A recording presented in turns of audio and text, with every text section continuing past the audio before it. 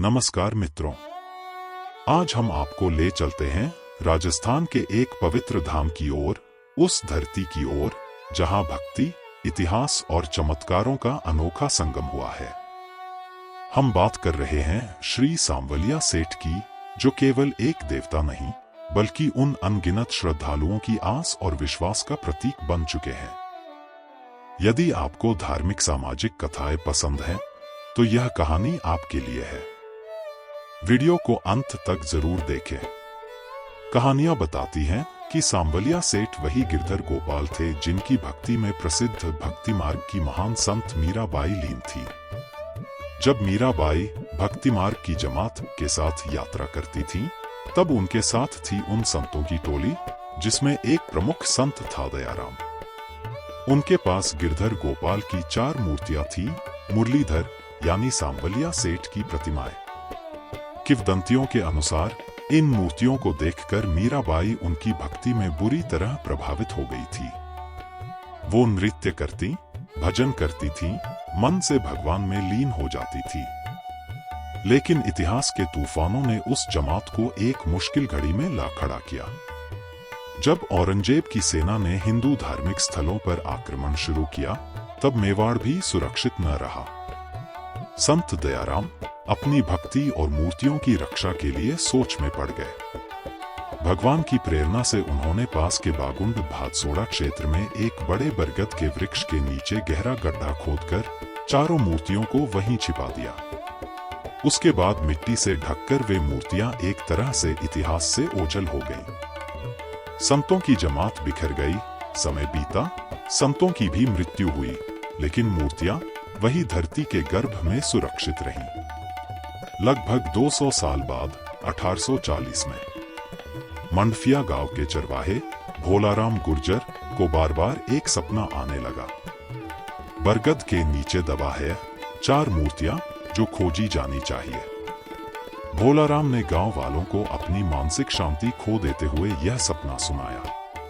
पहले किसी को विश्वास न हुआ, लेकिन फिर गांव के कुछ लोगों ने संदेह छोड़कर साथ में भादसोड़ा के ग्रामीणों के साथ मिलकर उस स्थान तक पहुंचे। उसी बरगद वृक्ष के नीचे खुदाई की गई और वो चमत्कार घटा। 4 सुंदर प्रतिमाएं मिट्टी से प्रकट हुई। लोग दंग रह गए। आंखों में श्रद्धा और मुट्ठियां जयकारों से भरी थी। लेकिन जब वे बाहर निकाल रहे थे, एक मूर्ति फट गई।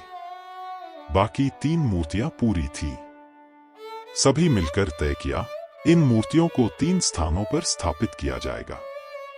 और इस तरह शुरू हुई सांवलिया सेठ की पुनर्जीवन यात्रा। उन 3 मूर्तियों में विभाजन हुआ। भादसोड़ा गांव सबसे बड़ी मूर्ति यहां ले जाई गई। स्थानीय भक्त और संतों की पहल पर भव्य मंदिर बना। इस स्थान को अब प्राचीन मंदिर कहा जाता है। प्राकट्य स्थल जहां खुदाई हुई थी, वहीं मझली मूर्ति स्थापित की गई। इसे प्राकट्य स्थल मंदिर के नाम से जाना जाता है। मंडफिया गांव सबसे छोटी मूर्ति भोलाराम ने अपने घर के परिंडे में पुनर्स्थापित की, जहां से आगे मंदिर निर्माण की नींव पड़ी। जिस मूर्ति ने कभी मीराबाई का मन मोह लिया था, वही आज भी मंडफिया मंदिर में भक्तों की श्रद्धा का केंद्र है। समय के साथ भक्तों की संख्या बढ़ी, श्रद्धा गहरी हुई और तीनों मंदिर जीवन, विश्वास और भक्ति के धाम बन गए। समय बीतता गया। 1956 में स्थानीय भक्तों और 16 आसपास के गांवों के प्रतिनिधियों ने मिलकर एक ट्रस्ट बनाया, मंदिर प्रबंधन समिति।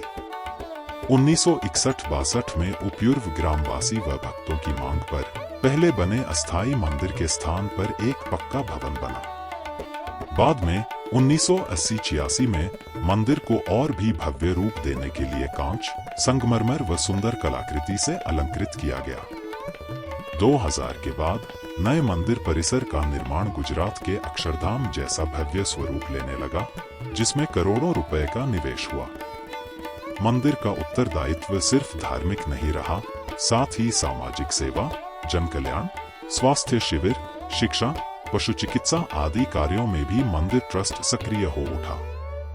यहां तक कि आसपास के ग्रामों में स्कूल, अस्पताल, बस स्टैंड, पानी व बिजली, सड़क मार्गों का विकास मंदिर के दानपेटी व सक्रिय भक्त समुदाय की बदौलत हुआ। सांवलिया सेठ की प्रतिमाओं और उनके भक्तों के बीच जो विश्वास बना वह अक्सर चमत्कारी रूपों में सामने आता रहा है। एक प्रसिद्ध किस्सा है घी कुएं का। एक अन्नकूट के अवसर पर भक्तों के लिए पर्याप्त घी नहीं मिल रहा था। तभी एक वृद्ध सज्जन आया जिसे किसी ने पहचाना नहीं और बोला, कुएं से पानी निकालो, जरूरत पूरी हो जाएगी, बाद में उतना ही घी वापस डाल देना। भोलाराम जी ने जैसा कहा गया वैसा ही किया, पानी तुरंत घी में बदल गया। भक्तों ने मालपुए बनाए, अन्नकूट संपन्न हुआ। वृद्ध कहीं गायब हो गए। यह चमत्कार भक्तों की आस्था का आधार बन गया। ऐसी और भी कई कहानियां समय पर व्यावसायिक संकट से उबरने, व्यवसाय में सफलता पाने, मनोकामनाएं पूरी होने, अविरल भक्ति बन जाने आज भी श्रद्धालुओं के जीवन का हिस्सा हैं। आज साल भर विभिन्न उत्सवों पर भक्तों की भीड़ रहती है, जैसे जन्माष्टमी, जलझूलनी एकादशी, दिवाली, अन्नकूट, होली, बसंत पंचमी आदि। हर कृष्ण पक्ष चतुर्दशी पर विशेष राजभोग आरती, अमावस्या को महाप्रसाद होता है। मंदिर की दानपेटी, जिसका नाम ही भंडार पेटी है, से मिली राशि न केवल पूजा अर्चना के लिए बल्कि सामाजिक कल्याण के कार्यों के लिए उपयोग होती है। मंदिर का प्रशासन पारदर्शी है। शिक्षा, स्वास्थ्य, पशु सेवा, सड़क, पेयजल, बिजली, विद्यालय भवन, सामुदायिक केंद्र सब कुछ भक्तों व ट्रस्ट की पहल से हुआ है। इसलिए सांवलिया सेठ का मंदिर केवल एक धार्मिक स्थल नहीं, एक समुदाय निर्माण और सेवा संस्थान बन चुका है। जब हम इस कथा को देखते हैं तो पता चलता है कई बातें यथार्थ हैं। मंदिर का पुनर्निर्माण, भक्तों की वृद्धि, सामाजिक योगदान जिन्हें हम धारा देख या साबित कर सकते हैं। कुछ तथ्य लोक श्रद्धा, लोक कथा, आस्था और विश्वास का हिस्सा है।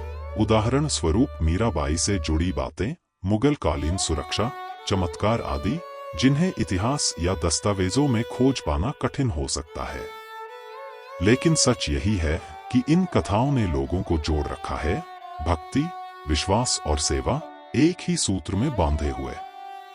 दोस्तों, यह थी पूरी कथा।